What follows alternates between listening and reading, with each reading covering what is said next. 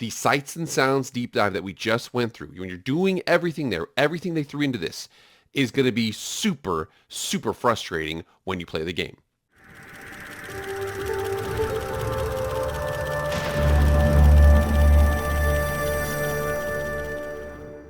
What is up, everybody? It is Jake back with the MF Film Room. Thank you so much for being here. If you want to be up to date on all things EA college football, hit that red subscribe button. Right now we have a special. Actually, scratch that. We have a new special. I was like, yo, dude, you got to get me to 1,000 subscribers by July 14th at midnight. Well, we smashed that goal. Absolutely blew that thing out of the park. So we have a new reward. What I said before was that if I got this channel to 1,000 subs by July 14th, midnight Mountain Standard Time, that I would be getting one free deluxe copy of this game for one of my subscribers. Now, I'm going to be getting 2 free copies for 2 of my subscribers. Okay, no. 1 for 2, yes. 1 free copy for 2 of my subscribers. Deluxe copy. Xbox, PlayStation, doesn't matter. And if you've already got the game pre-ordered, I'll give you $100 cash. So hit that red subscribe button, hit the like button as well, and follow me on Twitter/X. If you like college football content, go subscribe to my other channel, Master Football with Jake Posey. Link is in the description. But enough about all that EA college football content. Let's go. All right, guys, I'm going to make sure that I set the precedent here about this, because at the very end of this, when you really take in all of these things, when you're actually playing the game, the sights and sounds deep dive that we just went through, when you're doing everything there, everything they threw into this is going to be super, super frustrating when you play the game. Now, we're going to get into that reason why, but first of all, let's show exactly what we're talking about. So here is that video for the sights and sounds deep dive. Now, you know how this works. They've already come out with the video, and then right after that, they will post that deep dive on the Campus Huddle on their website. And this video was one of the coolest videos out there. Again, this right here was they actually recreated this scene from this game, the Mo Bamba scene when Michigan played at Penn State during the whiteout. The crowd was going absolutely nuts. They had to take a timeout. It's absolutely bananas how much presentation quality they put into this game.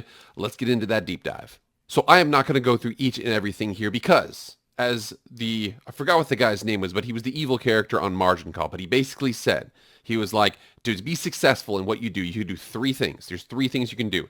You can be first, you can be smarter, or you can cheat. Okay? The reason why I didn't post this yesterday was because I have to work. Sorry. I can't cheat because you got to be able to create quality content. So I just got to be smarter. There's some things in here we got to discuss, because there's lots of cool little intricacies in these giant deep dives. A lot of it's presentation, but there's some cool things that we need to find out. Let's get going.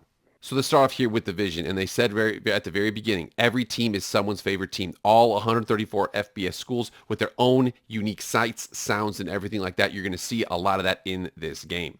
We even see it here with the Demon Deacon riding out on the motorcycle there for Wake Forest. By the way, one of the more underrated offenses I'm most excited about in this game when it comes out. Also, to be sure here, whoever, and to be fair, they've earned it, but Penn State got a ton of love in this with all the things that they do. They talk about them running out to Zombie Nation. You see the fact that the Lion here is opening up the fence. They have the whiteout in the game. There's lots of really cool things in this game. Penn State got a lot of love in this deep dive. In fact, with this deep dive, I think actually Bordeaux in one of his videos, he said that when he watched it live, when he got to go down there and check out the game, he saw the fact that like the intros take like a minute. They're a minute long. They're like a minute and a half long. They're a long time. You see these runouts. The cool thing about college football is a much more ambient. It's the ambience. It's the presence of being there. Whereas pros, it's like, I mean, some of the pros have cool places to play, but for the most part, it's just the best players. Here, like the teams, the stadium, the this, the that. There's so many cool things about college football. They really did a good job emphasizing that with this game. I mentioned the fact they used a lot of motion capture. In fact, some of the motion capture was kind of goofy. There was one guy who they built the wall for Clemson where they run down, and some guy did like a hey-ya in the beginning. It was kind of goofy here, but you see the fact they use this all over the place. This actually here, it took me a while to figure this out. This is Faro Field, I believe I'm saying that right there, for Missouri. You see, you got that. You're like, oh, it's military. Well, no, this actually looks like this is Mizzou here in the SEC. And they mentioned here talking about making that hill and have people run out. They also made a couple of things here. They run through banners at Georgia, Boston College, UL Lafayette, and Florida State. You see this right here is the Michigan Go Blue banner. They've got all these different entrances for these teams. Now, the thing about this EA is the fact that this team is in Florida, so they, as opposed to like flying to each individual place around the around FBS, 134 different stops. What they did here was they actually could go to Gainesville. They could probably go to Florida State. They could go to Miami. They could go to UCF. They could go to USF. They could go to FIU. They could go to FAU and actually get these different things. Here they are in Gainesville getting this, actually, as opposed to doing a motion capture, they did motion capture in the actual place where it was. Now, mascots, I know they're not in the game, but they've got a lot here. 50 total mascots, 40 team mascots, and 10 animals. A couple dogs. We got Tennessee, looks like they got 2. They got the regular dog, and then they got the volunteer right here. So again, no mascot challenge, but they'll have plenty of mascots in the game. Now, one of the cooler things about college football in the last couple of years is we have these turnover traditions, these turnover celebrations. Now, a lot of people said here, oh, is this Clemson? I think that their generic model is the Clemson guy here, number 88. But this right here is specifically University of Pitt, what they have. They have the turnover dunk, whatever it is there, the turnover thrown. There's lots of things like that. I actually wanted to go through some of my favorites because there's 3 of them that are just awesome to see. So the 3 turnover celebrations that we didn't see that I want to see, there's 3 of them. There's 1 Oregon State with the turnover chainsaw, 2 Akron with the turnover tire, and 3 Miami with the turnover chain. Like I said, they actually literally bring a chainsaw. So if you guys don't know, Corvallis is deep in the evergreen forest. There's tons of trees everywhere. So they have, beaver is kind of, you can't really have, oh, you get the beaver chomp. What they have is they have a chainsaw cutting down trees. That's what beavers do, man. The next one here, I didn't even know about this one, but the turnover tire at Akron, for anybody who doesn't know, Akron used to play at literally, the bowl was called the Rubber Bowl. So now you think about this, you've got, this guy had 2 turnovers here, there's 1 turnover right here, the turnover tire at the Akron Zips. And last but not least is this turnover chain. And I know that this one's not exactly the coolest one in terms of like, it's a big animated thing. It's very creative. I will say the fact that these chains probably cost like $500,000. These things are super, super expensive. God dang, look how big these things are. The turnover chains, this is probably worth hundreds of thousands of dollars, maybe even millions of dollars. Look at all the diamonds, the gold, the this, the that, the 305. That looks so cool. One of the more cool things that they had in this game was, again, I wanted to make sure I talked about this because they did a really good job of showing dusk games. This one right here is Folsom Field, University of Colorado. That's absolutely gorgeous there. They also had a really good shot of the Coastal Carolina's Teal Field as well at dusk. So you can see this shot here. I actually think that one of my favorite things about this game, there's going to be 2 game times that are going to be my favorite. I love night games, but those 3:30 kickoffs and those 7 p.m. kickoffs sometime in between there, because that goes from 3:30 to 6 to 7, something like that. So it's going to go from like, it's going to go, the sun's overhead to the sun's starting to set, or the sun's starting to set to the sun goes down. Those are going to be some of my favorite kickoffs because they've got a very intricate system in here called GIBS. So this article was from about a month ago, even beyond that. And they said here that as the team started construction, they began to look at innovative ways to solve problems and tech they could borrow from other EA games or create themselves. Mad reskin. McLeod said they realized they needed a new lighting system in the game to create the scale they needed, global illumination based on circles, or what they called GIBS. GIBS is a dynamic real-time lighting system that helps create different atmosphere in stadium for a noon game, a 3:30 game, or a night game, including how the light might refract off helmets. So you see Folsom Field, you see Coastal Carolina Stadium, you see the fact that GIBS system is in place. I'm telling you, it's going to be so cool. Now, one thing that I thought was really interesting here was they mentioned this before. So you guys know me. I had mentioned before, and actually you see in that article back there, they had talked about something called the Stadium Toolkit. So they said here, with GIBS in place, the team created a Stadium Toolkit, uppercase, which McLeod said allowed designers and developers to go almost brick by brick, section by section to recreate stadiums to make sure the color schemes were correct down to the individual railings, the tunnels, and the walls. He said it was like a virtual Lego set putting it all together. Notice how that is, it's capitalized Stadium Toolkit. Now you come over here and it says to streamline the stadium creation process, the team utilized a specialized stadium toolkit. So it went from the stadium toolkit to a specialized stadium toolkit. I had hypothesized before that the stadium toolkit was they were going to take elements of that, put it into Team Builder, and you'd be able to make your own stadium. They haven't really said that before. This right here makes me think, okay, maybe I overemphasized the stadium toolkit, the fact that it was capitalized here. Maybe we won't have it in Team Builder, but again, we'll find that out hopefully pretty soon. And they also mentioned here talking about the creating those jerseys. So they wanted to make sure that they said that to be able to create uniforms for 134 teams with multiple variations and helmets, we had to create a brand new tool set, which allowed artists to design and designers to build uniforms in real time, seeing their work instantly in engine. So they mentioned that fact that I don't think that we're going to have access to that. They did sound like from a team builder perspective that you were going to have a lot of options, a lot of creativity, moving logos this here and there, doing lots of stuff like that. But whether or not there's a specific tool they made for us to make, we're going to see that eventually with that team builder update. And for all of you out there who said, oh my gosh, ESPN's not in the game, well, technically, again, they have the sounds here. They said over the last 2 seasons, we work with ESPN to capture crowd audio straight from their broadcasts. So they said the crowd, the band, the cheerleaders, the chants, the PA music, all that different stuff. They have that stuff. Remember the OT game from 2022 between LSU and Alabama? Yeah, we were there and got all of it. So if you're worried about, oh my gosh, it's not ESPN, they're not going to be they've got plenty of integration with ESPN. Most of the personalities that are going to provide the announcing are to be in there. Kevin Connors was a former ESPN employee, I think former or current, something like that. And the fact that they already work with ESPN, they like sub-license with them. Like, hey, can we get a couple sounds here? They're like, yeah. So the narrative that it's not ESPN branded, but ESPN had plenty of a fingerprint on this game. Now, one big question I had was this section here about the crowd theme. So to go on here, they basically say another example of what makes college football so special are the theme games, when crowd comes together in unison to create a pattern across the stadium. From the checkerboard pattern at Tennessee to the triple stripe layout at Boise State. We had over 170 different patterns for schools that have them in real life. Each seat in the stadium was hand set up and seat by seat to match the patterns. Also, if your school has multiple themes, those are in too. Here we have the stripe out, the helmet stripe, and then one of the most electric atmospheres in college football, the whiteout game. They didn't go into here's one question that I had. You guys let me know if you got this information out there. It didn't go into whether or not you as the user, you go into a game, let's say it's play now. Me, I'm Penn State, I'm playing my friend, he's USC, something like that. A Big Ten game now, by the way.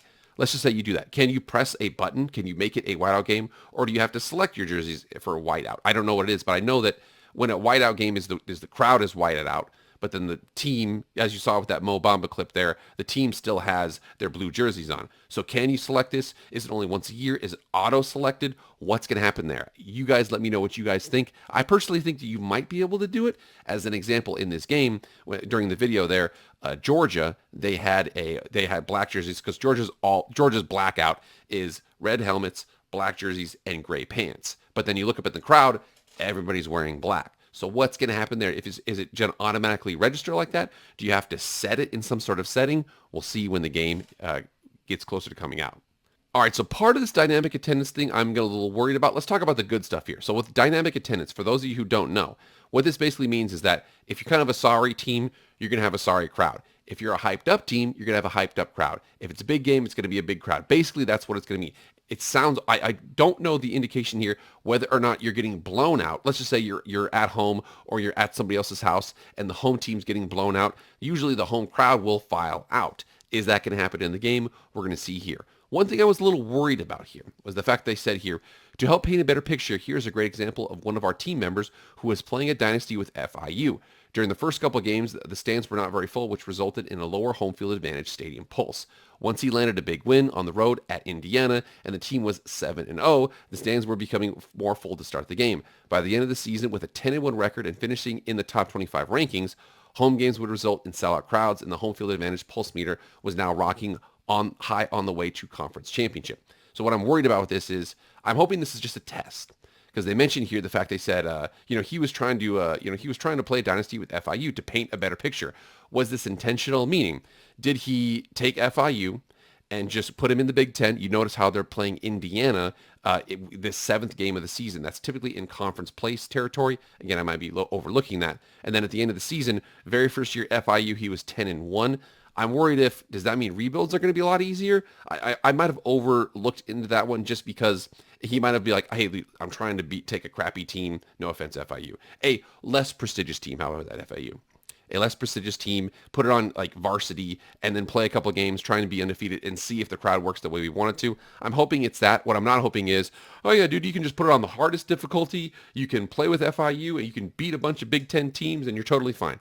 I'm hoping I'm not reading too much into that. You guys let me know what you think in your opinion. I also think one thing that's going to be really cool is they said even like Michigan and Tennessee are going to have pom-poms. There's going to be towels at South Carolina and Pitt, and there's going to be tiger tails at Missouri. Like, dude, they went deep on this game. And they mentioned here the student sections. They're going crazy. They actually got male and female actors to scream at the top of their lungs to create those high-intensity third downs. They also want to make sure that if you do something bad at home, you're going to see a lot of these surrender cobras. If you don't know what a surrender cobra is, it's this. So one of the more famous examples was when Michigan was playing Michigan State and they had like a couple seconds left and the punter dropped the ball, got blocked, returned for a touchdown. They lose. That right there, the Cobra head, the surrender Cobra. Oh my God. Now, hand signals was pretty cool because there's a lot of these I had no idea about. You come down here and check out what they have here. So they see the fact that, Wisconsin's W, the Miami's U, Nebraska's bones. Now, a couple of the really cool ones here was that they've got the, what was it? I think it was Ball State has the chirp chirp. Yeah, the Ball State chirp. And I was like, what the hell is that? So this is the Ball State chirp. It's got this little like chirp chirp. I don't know if they actually go chirp chirp, but that's what they do. Hey, it's Ball State. They do their own thing. Again, plenty of these here in the game. Now, I know what you guys are thinking. The same thing everybody else is thinking is there is one hand sign that 133 teams in FBS college football can do, and one of them despises it when we do it. It's this one. This is so much of an issue. The horns down. For some reason, Texas, and guys, if you guys don't know what the Streisand effect is, the Streisand effect is when you try to hide something so much that you actually bring attention to it. Well, Texas, for some reason, they are so insecure about people doing the horns down that, in fact, in some instances, right here, it says horns down penalty based on Big 12 rules just to appease Texas. I'm telling you, the SEC, I know enough about the SEC to know that they do not care. They're going to be doing, everybody's going to be doing the horns down across the country. Is it in the game? Not really sure, but I think it should be. It also goes through the chants here. Now, the cool thing about the chants is they have over 220 chants for the game, meaning there's multiple chants for some teams. OHIO for Ohio State, and the third down chirps for Cardinals. Hey, Ball State, you do you, baby. Now, this part right here is, I'm telling you, there's going to be one person who's going to be the most annoying person in the game. I'll explain in a second here. They talk about the fact that there's different broadcast groups. So they have Chris Fowler and Kirk Herbstreit. They're going to call Dynasty and Road to Glory seasons when your weekly matchup is Game of the Week, or if it's a conference championship, a CFP game, or the national championship. So Chris Fowler, Kirk Herbstreit, if they're there, it's a big game. But the other crew is going to be Reese Davis, Jesse Palmer, and David Pollock. They're going to be commenting on all those other games, Dynasty and Road to Glory. And then again, each commentary team will be available in Play Now when you're looking at just to get a quick game in. They said 6,800 lines, 8,700 hours, filmed in 3 different countries. It's absolutely crazy. In addition to in the studio updates from Kevin Connors, formerly of ESPN. So if you think about it, if you're playing with a not as good team, you're trying to build them up, and you're going from there, you're probably not going to play on the game of the week. You're probably not going to play in a national championship or CFP game. You're probably going to do a rebuild. Most people like to do rebuilds, which means you're going to have the second crew. If you're going to have a struggle, which again, if you do a rebuild, you typically want to struggle. It's funner when you have a little bit of a struggle. You get better, you build a bond with your team, you go through the ups and downs. Unfortunately, that means that what happens is typically the offensive analyst, David Pollock was defense and Jesse Palmer was offense, the offensive analyst will be much more critical of you if you were to throw interceptions. So you're a worse team. You're playing a pretty good game. Or you're playing against another good team during your rebuild. Even if you got this 4-star, he comes in, he's 73 overall. He's on the road, and you get shellacked on the road. It's third down, the crowd's going crazy, and you throw a pick. Jesse Palmer is gonna rip you a new what, and you're gonna hate him. I'm telling you, you're gonna hate Jesse Palmer by the end of this game. They also went through the fact that these celebrations here. So the thing about these celebrations that's crazy is the fact that, like, it used to be you would literally just have the thing and you would run. Okay, I've got this trophy. It didn't matter what the trophy is. Now it looks like they actually have specific carryings of these trophies, how they actually use it. So as an example, the Paul Bunyan axe, somebody will take it. They'll chop down the goalpost when they win the game. You see the fact they have the Army and Navy. You have to hold it up with 2 people. Also, you think about the types of trophies out there. Some of them you can't just carry with one hand. So the Floyd of the Rosedale here, this trophy literally weighs 98 pounds. It's not too big, but it is heavy. You see, it takes multiple people to hold this big boy up. So you have to emulate that in the game. It looks like they've gone deep on making sure it's real. Now, I mentioned before, in this picture-in-picture and game flow, this is going to be so cool because they've got multiple different things here that they wanted to make sure that it was designed for. So you come down here and check this out. So this is going to have picture-in-picture. So here's the game. Here's one of their little pop-ups, little panels they'll have. You have your plays. In fact, all these different things. They have stat compares, impact players, ranking of your players around the country in terms of stats, rankings for your conference media coaches poll, wear and tear. One of the cooler ones here was the field goal kicker range, meaning you're like, okay, dude, 4th and 6, it's a 54-yarder. My guy's only about 90% from 48 yards. This is a pretty low percentage here. You'll be able to see that kind of stuff here. But with this is one of the more important things. I'm going to draw a comparison. You remember at the beginning when I said you're going to be really, really frustrated with all the things that they've done?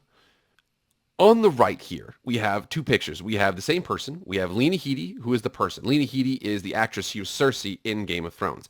Now, Lena Headey, she's very sweet. She's awesome. She prepares words. She does her job extremely well. However, when she does her job, she can elicit emotions that are so dang huge. You're like, oh my God, that evil, evil bee. She's the worst. But then you meet her in real life. You're like, oh, well, you're just a really, really good actress.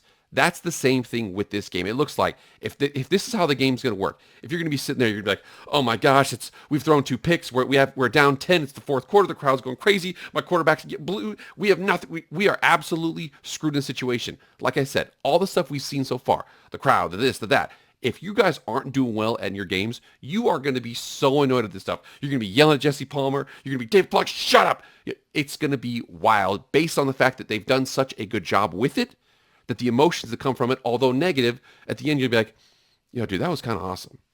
Now, one of the more cool things they had in here was this end part here where they said, all right, that's it. And then they said next up is that they're talking about Dynasty and providing a deep dive into all things the Dynasty mode. By the way, I might make like 2-3 videos about that because we're going to go deep on all that stuff. You guys know how deep I go with this stuff. It's going crazy.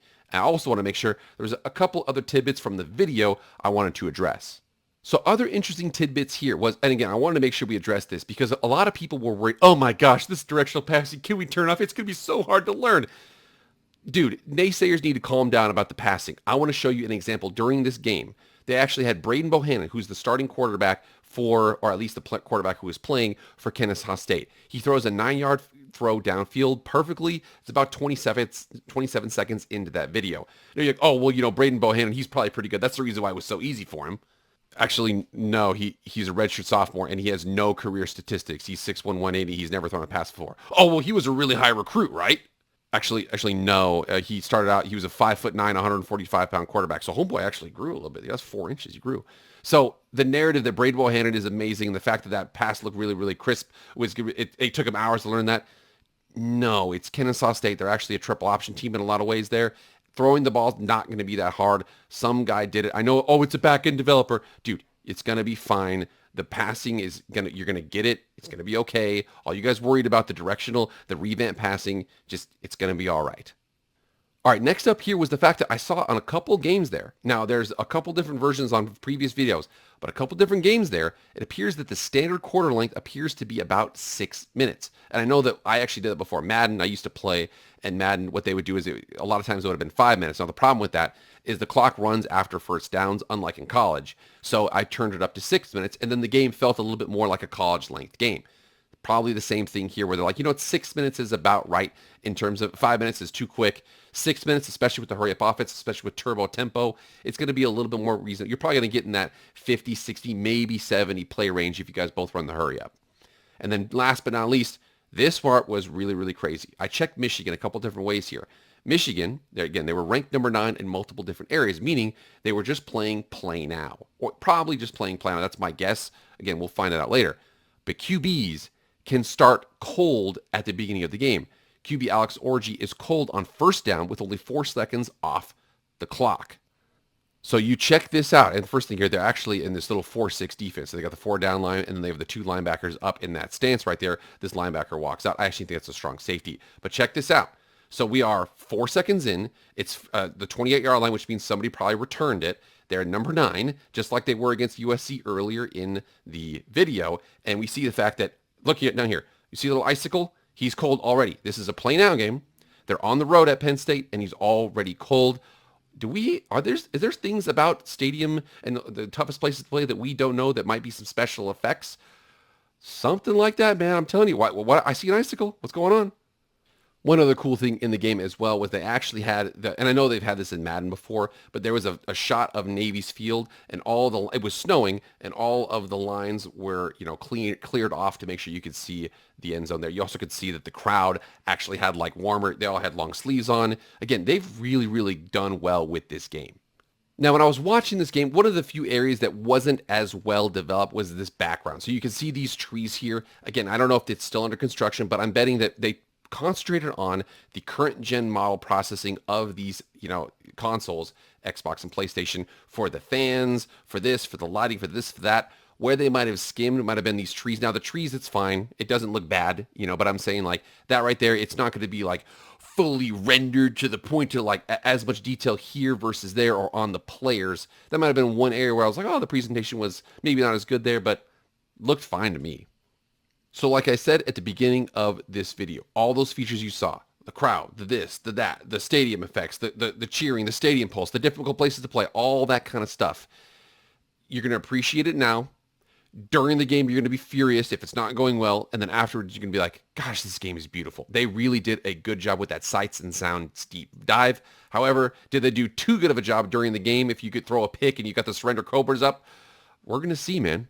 All right, guys, get in the comments right now. What were you most excited about? What did you find interesting? Answer some of those questions I asked there about those certain things. Can you select what type of, background it's going to be in terms of, is it going to be the stadium stripes? Or is it going to be a blackout game? Can you make it a blackout game? Can you wear black but the crowd be red? What do you guys think is going to happen there? You guys get in the comments and let me know. All right, guys, thank you so much for staying to the end. Remember, we got ourselves to 1,000 subs. You guys are the best. I really appreciate you guys so much.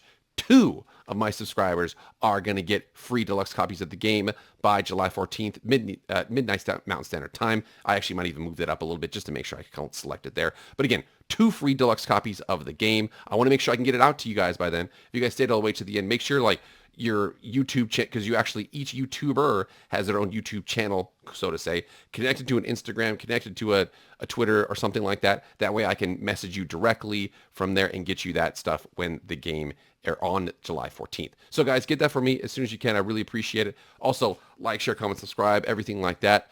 That's it for me, guys. I'll see you guys later. I am out.